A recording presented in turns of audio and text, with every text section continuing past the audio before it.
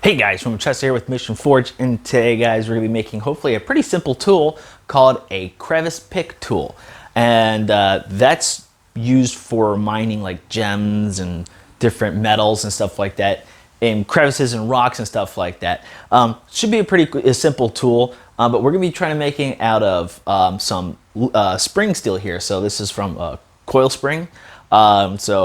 This is usually 5160 or 9260, and you want generally a pretty springy steel for this. It doesn't need to be this. It's just what I have, and we're going to use it. So with that, guys, let's just fire up the forge and let's get started. While the forge is heating up, we want this to be approximately 6 to 8 inches long, and we need it to be right about 1/8 of an inch thick at the hook side. So we gotta make it fairly thin. This is probably way more than enough. That's more than enough. Then fine, I'll make 2.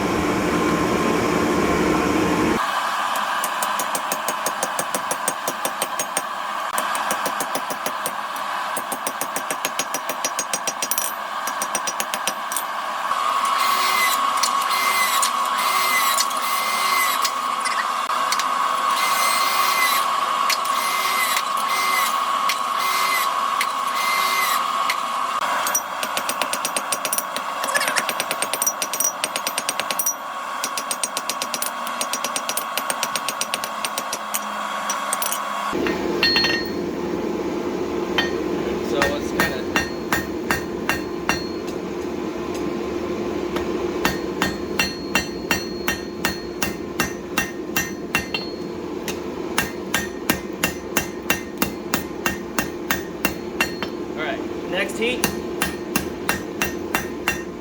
we'll be doing a set down. So that way, we can get it. We need to go about half the thickness. So, all right.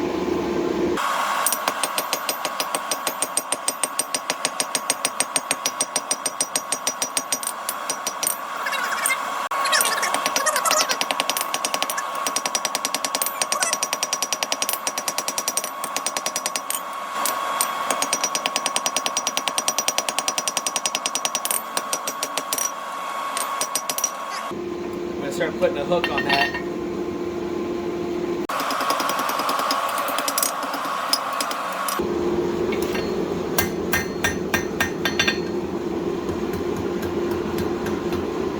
There you go.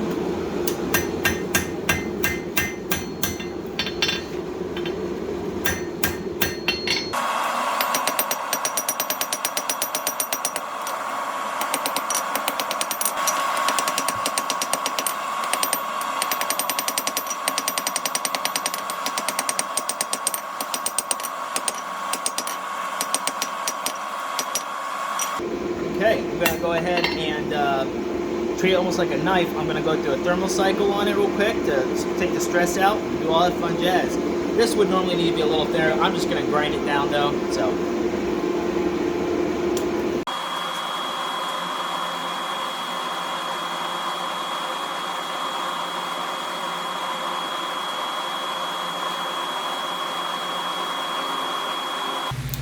Okay, so I got the crevice pick tool in the forge right now, doing my pour means annealing. I did 3 thermal cycles. You just saw the one, but I did 3 thermal cycles with it.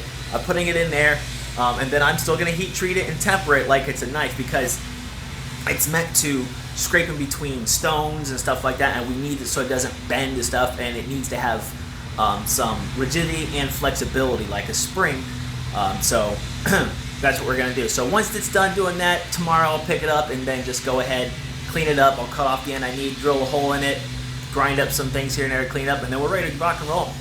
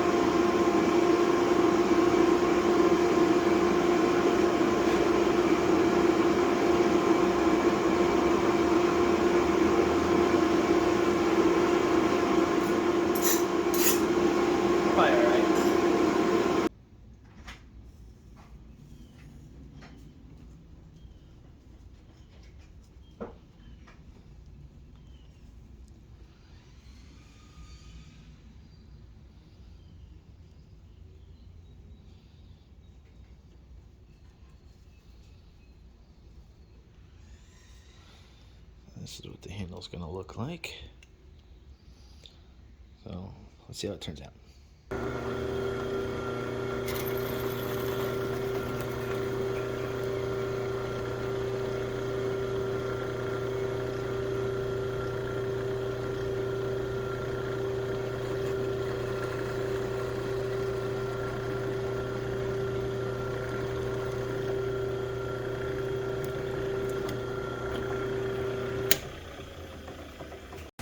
Okay, so I'm working on my wife's pain in the butt handles here. So, in case you guys are wondering, what's supposed to be clear like resin with gold flakes inside, because it's supposed to be for, you know, gold prospecting or whatever. What unfortunately what I had to do is on the side that's going to be stuck to the actual tool. Like a knife scale, I had to get it flat, but not just that, I had to get it cleaned up as best as I could. So I'm going all the way up to like 2,000, 3,000 grit on the inside, because we want to get rid of all finger marks, scratches, and stuff like that. And then the same thing on here, because we want to get it nice and clear, because the knife itself, or excuse me, the pick itself has got to be, it's going to be black. So we want to be able to, you know, see the tool, but also the gold kind of pops behind it. So that's kind of the idea. So that way it's real fancy. She wants, it's a tool, but you know what? A happy wife, a happy life. So I am currently sanding this one here. I got it to 600 grit. Now I got to go up to 1,000 grit, and then 1,200, and so on and so forth. Whatever. Actually, I got to go to 800 next. So I'm gonna go get that.